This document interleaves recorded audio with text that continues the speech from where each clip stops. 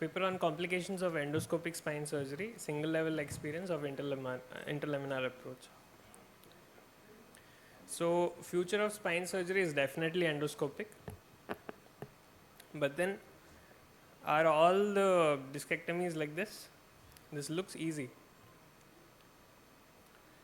What if something like this happens?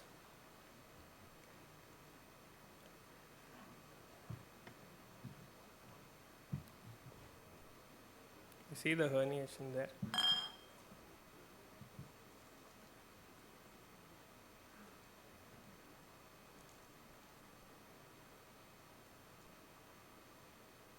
Yeah, that one. So, although endoscopic spine surgery is a paradigm shift in spine surgery, we aim to present the results of interlaminar endoscopic approach of a single senior spine surgeon with a long-term follow-up. This was done on 78 first experience of 78 first cases done from 2021. We included patients with neurological deficit, radicular pain with failed conservative management, and single level prolapse with central and paracentral disc. Exclusions were cauda syndrome, vertebral instability, prior surgery, and foraminal disc. So 100% of our patients had radicular pain, 72 patients exhibited positive nerve stretch tests, 37 had motor deficits, and L4, L5 and L5S1 were the most frequently operated levels.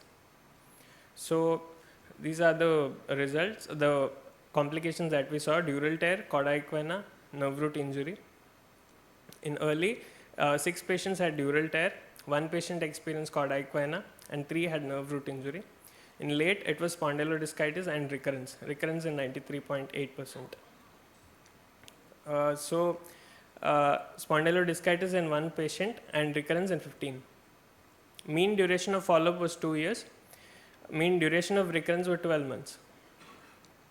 When compared with uniportal and open and microdiscectomy, wound complications are seen in 1.2% in uniportal. In open discectomy is 3.5 and microdiscectomy it's 1.8. Rest are the complications as discussed. How to address these? Dural tear and recurrence, we need more proficiency with endoscopic instruments, and recurrence with adequacy of discectomy, which needs to be addressed.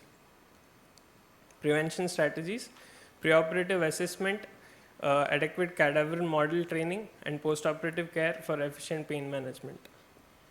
Conclude: patient safety, patient satisfaction, and surgeon skills need to be upskilled. Thank you.